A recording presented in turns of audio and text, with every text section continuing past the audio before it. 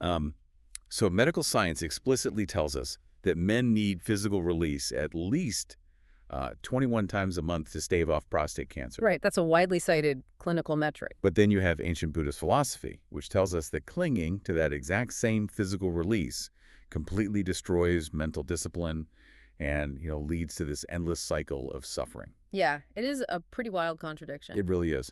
So how are you supposed to reconcile those two directives? Today, we are looking at a highly relatable, distinctly modern issue. Digital dopamine addiction. Exactly. Specifically regarding online pornography and, well, how to actually manage the underlying urges.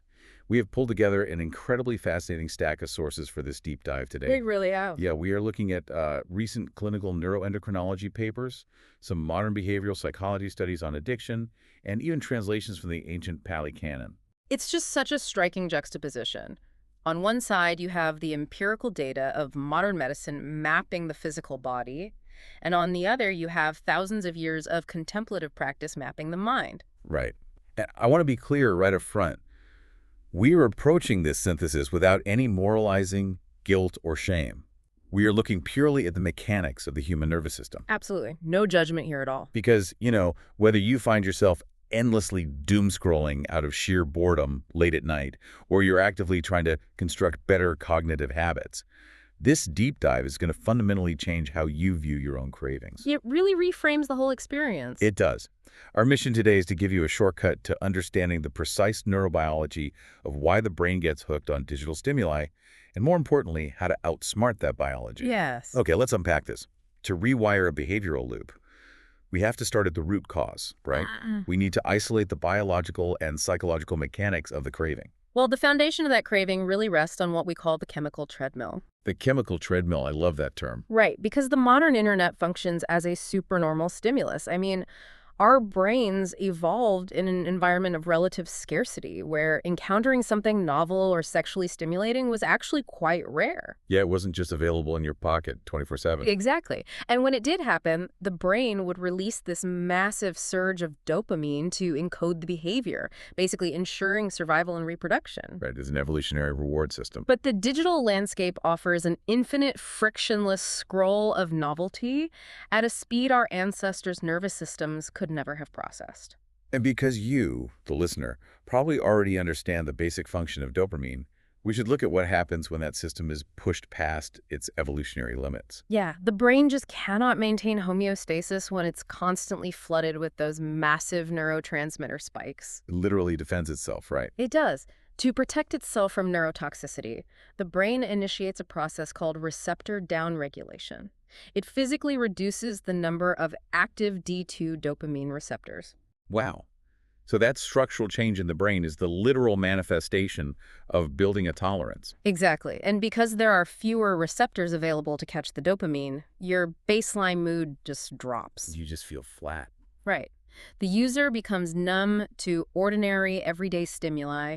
A walk outside or a conversation with a friend suddenly feels incredibly dull. So you're basically forced to seek out faster, more intense, or extreme digital stimuli just to cross the threshold of that diminished receptor pool. Yeah, you are sprinting on that chemical treadmill just to maintain emotional neutrality, not even to feel good, just to feel normal. I mean, it's the neurological equivalent of building up a tolerance to capsaicin, like with spicy food.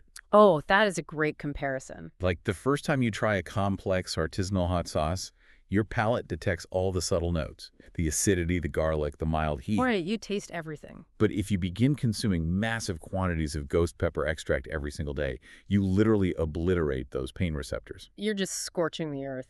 Yeah. And eventually, that original subtle sauce registers as completely tasteless. You require a caustic level of spice just to feel a baseline tingle. What's fascinating here is how perfectly the ancient texts map onto this modern neurological framework. It's crazy how well they align. Right. Thousands of years before functional MRI machines could track dopamine downregulation, Buddhist monks were documenting this exact same craving cycle through intense introspective observation. Which is wild to think about. In the Pali Canon, this mechanism is codified as dependent origination, or petakasamuppada. It breaks the craving down into a highly deterministic chain reaction. And that chain reaction moves incredibly fast. It begins with phassa, or contact, Basically, the eye sees the image on the screen, Right, the initial trigger. and that visual processing immediately triggers Vedana, which translates to the initial pleasant sensation. And because human nature dictates that we want to prolong pleasure, that sensation sparks tana, which is the intense craving for more. And kana is the tipping point, isn't it? It is. If that craving is left unchecked, it hardens into the final trap, which is upadana. Upadana. Yes. This is the clinging attachment to instant gratification. It's the cognitive distortion that convinces you that indulging the urge will bring lasting satisfaction. When in reality, it only reinforces the neural pathway of the addiction. Exactly. It just digs the groove deeper. You know, the Buddha actually offered a rather bleak but brilliant analogy for that specific illusion of satisfaction. Oh, the seawater analogy. Yes.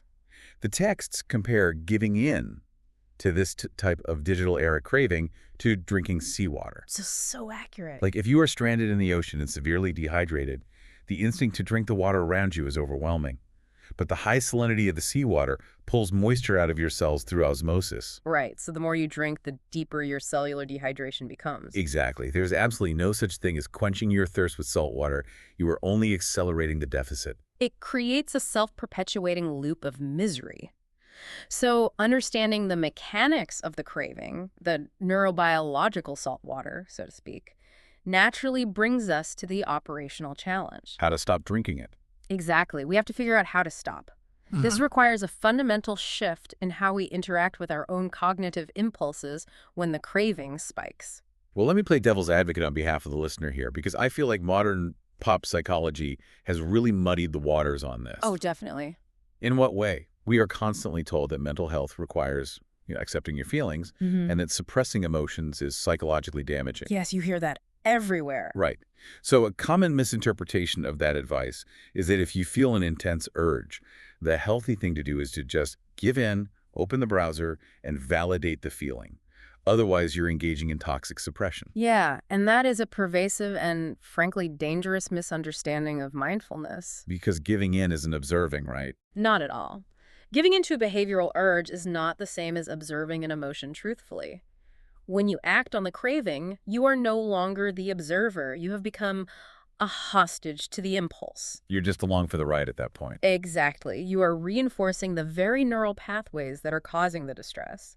It's the equivalent of trying to observe a house fire by actively throwing gasoline onto the flames and claiming you are just letting the fire express itself. Okay, but the alternative often feels equally destructive, doesn't it? How so? Well, if I refuse to give in, the typical response is to just white-knuckle through it. You sit there gritting your teeth, physical tension radiating through your body, and repeating a mantra of denial. Ah, right. The sheer willpower approach. Yeah, like I must not do this. It is a moral failure if I do this. I have to crush this thought. Which is exhausting. It is.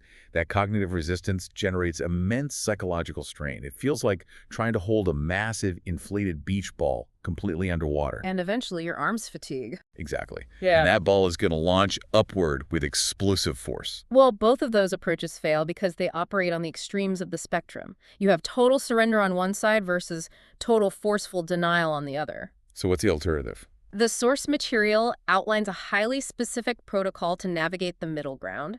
The directive is stop physically, accept mentally. Stop physically, except mentally. Okay. Well, the physical stop is pretty straightforward. You intervene at the motor level. Right. Your hand does not pick up the device. You do not initiate the keystrokes. You sever the physical action from the mental impulse. Exactly. But the mental acceptance is where the heavy lifting really happens. Yeah, how do you just accept it without giving in? Mental acceptance requires cognitive diffusion. You completely acknowledge that the severe urge is present in your nervous system, but you strip away the moral judgments. So no calling it a sin or a failure. Right. You don't label the craving as a terrifying threat. You simply observe it as a biological event. And the sources provide a masterful analogy to operationalize this. Which is? Treat the sudden craving exactly like a toddler throwing a violent temper tantrum in the middle of a grocery store because they want a toy. Oh man, I think anyone who has navigated a crowded supermarket can visualize this perfectly. It's a very universal image. The urge in your brain is literally that screaming toddler on the floor of the cereal aisle. Now you have two guaranteed ways to make this situation worse. Option 1 is the equivalent of white knuckling. Which is yelling back at the kid. Exactly. You scream back at the child, you try to forcefully silence them, generating a massive public conflict. That is suppression. And it causes emotional trauma and entirely fails to address the behavioral dynamic. Right. Then option 2 is capitulation. You instantly hand the child the toy just to make the screaming stop. You get the immediate silence, but you've fundamentally compromised the future. Yeah, you have just hardwired the child to understand that throwing a tantrum is the most efficient mechanism for acquiring a reward. You basically guarantee a more intense tantrum tomorrow. Which brings us to the third option. Standing back and simply observing. You cross your arms, you do not yell at the child, and you absolutely do not buy the toy. You just allow the tantrum to happen in the space between you. And if you have ever seen a parent successfully execute this, you know the physiological reality of a tantrum. The child screams, the sympathetic nervous system peaks, the energy output is massive. And then biology takes over. Yes, they simply run out of energy, the tantrum burns itself out. And the exact same physiological burnout applies to the craving in your brain. I mean, the amygdala can only sustain that level of intense, unrewarded panic for a limited window. It can't go on forever. No. If you simply hold your ground and observe the craving without interacting with it, usually for a span of about 5 to 10 minutes, you witness a fundamental truth of human consciousness. You witness what the Buddhist texts categorize under the 3 marks of existence, specifically the concept of anicca, or impermanent. Impermanence, exactly. It is the realization that you do not have to fight the urge to make it disappear. You witness firsthand that the intense neurochemical spike arose entirely independently of your conscious will. It just happened on its own. Right. And if starved of behavioral reinforcement, it has a built-in expiration date. It will decay and fade away entirely on its own. It shifts the locus of control entirely. Yeah. You are no longer the victim of the urge. You are the sky watching a storm pass through. Man, here's where it gets really interesting, though. Okay, where? We have spent the last few minutes rigorously analyzing cognitive discipline and mental frameworks. But we cannot ignore the raw biological reality of the endocrine system. Ah, yes. We have to address the biological elephant in the room. The physical infrastructure of the human body definitely has its own set of inflexible demands. Right. And this brings us back to that clinical metric we mentioned at the very start of the deep dive. The medical literature points to a widely cited oncological study demonstrating that men should ejaculate at least 21 times a month to significantly reduce their risk of developing prostate cancer. Which is a very real physiological need. It is. And the mechanism there isn't just arbitrary. The prostate gland acts as a biological filter and a production center for seminal fluid. Right, and over time, that fluid can accumulate metabolic waste, oxidative stress, and potential carcinogens. Exactly. So frequent flushing of the system clears out that stagnant fluid, preventing the cellular mutations that lead to cancer. Makes total sense mechanically. But so, how does that empirical medical mandate align with the mental discipline of outlasting the tantrum? It seems like a direct conflict. It does. If a monastic practitioner utilizes mindfulness to completely shut down sexual behavior, doesn't their physiological machinery suffer the consequences of that stagnation? Well, this raises an important question, and the answer lies in the radical environmental and neurochemical differences between an average person in the modern world and someone engaged in advanced monastic practice. Okay, so they're operating on different baselines. Entirely. The 21 times a month metric is derived from studying populations living in a highly stimulated society. People who are constantly walking on the chemical treadmill. Exactly that. The average modern person's brain is subjected to a relentless barrage of low-level and high-level sexual stimuli. Advertising, social media algorithms, entertainment. It's literally everywhere. It is. So the brain processes those visual cues and constantly signals the endocrine system to remain in a state of high alert. The body is continuously synthesizing hormones and prostatic fluids because the environment dictates that reproduction or sexual activity is imminent. The biological factory is just running at maximum capacity. Right. And if you are constantly generating those materials and you forcefully block the release, you create the stagnation that leads to inflammation and health risks. Ah, okay.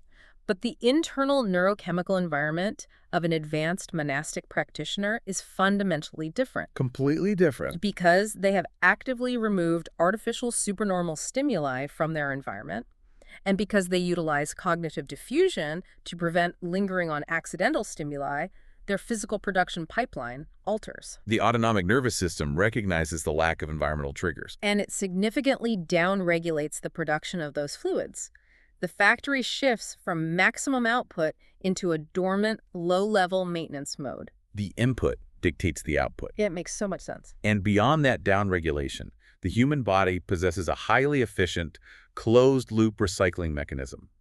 It's a process driven by cellular apoptosis and macrophage. Right, the reabsorption system. Yes. If ferrogenesis continues but the cells go unused and eventually expire, the body doesn't just leave them to rot. It sends in the cleanup crew.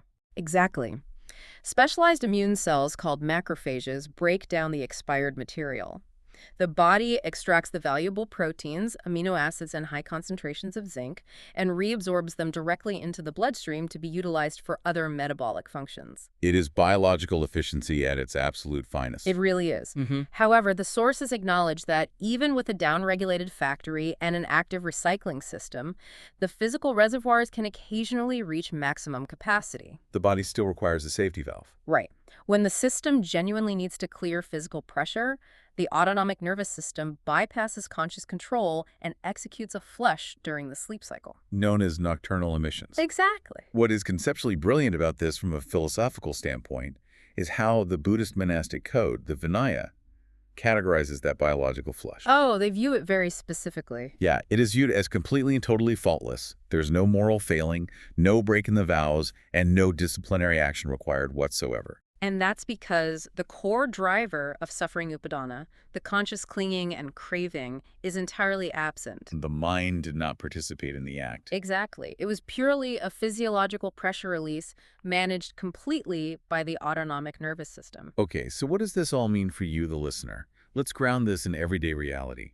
You are likely not living in a secluded monastery, completely insulated from modern media. No, you operate in the real world. Right. We need to build a functional bridge between managing your legitimate, scientifically validated physical health like preventing prostate cancer and protecting your neurochemistry from the severe dangers of digital dopamine addiction. We are looking for a sustainable synthesis here. The texts refer to it as the middle path, but adapted for the modern neuroendocrine system. The sources outline a very pragmatic protocol.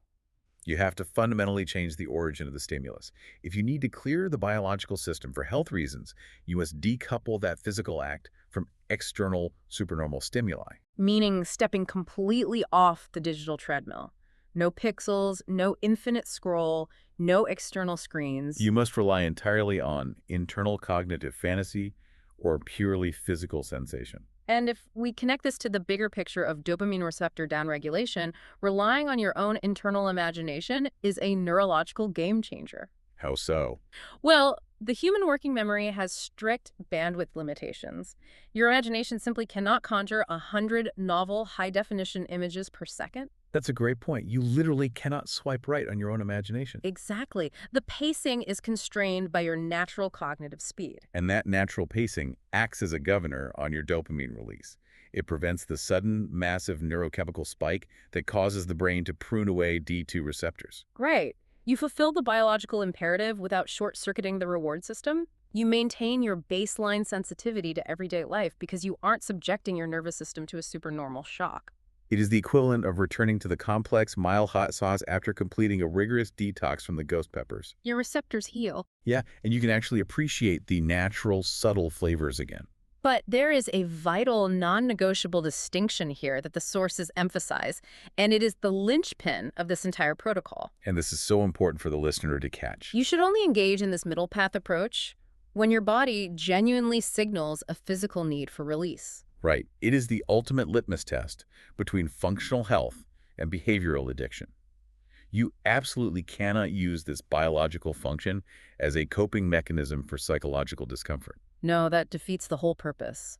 If you had a highly stressful day at work where you were feeling isolated, anxious, or just profoundly bored, and you utilize physical release solely to harvest a quick hit of comfort chemicals to numb your brain, you have abandoned the middle path. You are right back to drinking the seawater. Exactly. You are utilizing a reproductive biological function to medicate an emotional deficit. That cross-wiring is exactly where the cycle of clinging and suffering takes root. The critical moment of mindfulness is pausing to ask yourself, Is this a genuine physical pressure accumulating in the body? Or am I just desperately trying to change the channel on an uncomfortable emotion? To wrap this deep dive up, the central thesis we are pulling from the collision of ancient Buddhist empirical observation and modern neuroendocrinology is just profoundly empowering. It really gives you the tools back. It does. Excitement, stress, and external triggers will always exist in the environment. You cannot control the initial contact. But mindfulness is the ultimate controller of the reaction. By understanding the mechanical reality of your dopamine receptors and by recognizing that the craving is just a biological algorithm demanding reinforcement, you can detach your identity from the urge. You can master the art of observing the tantrum. You can actively protect both your oncological health and your neurological baseline without collapsing into the destructive extremes of total suppression or total surrender. It's all about that balance. So for you listening, the next time that intense urge spikes, whether it's later tonight or next week, you have a new protocol to execute. Remember the mandate: stop physically, except mentally. Do not reach for the device. Do not flood your system with moral panic or guilt. Just mentally step back, watch the toddler scream in the cereal aisle of your mind, and marvel at how predictably the neurochemical storm runs out of energy. The realization that you are the silent observer of the craving, rather than the craving itself, fundamentally alters your relationship with your own mind. It changes everything. It does.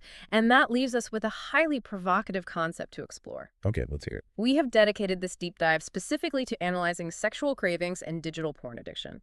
But the underlying architecture of the brain's reward system is universal. Right. So if the nervous system can be trained to recognize the tantrum of a dopamine craving, and you can successfully observe it decay into nothingness over a 10-minute window, does this framework hold the key to dismantling the rest of our digital compulsions? Oh, wow. It's a fascinating extrapolation. The mechanisms are identical.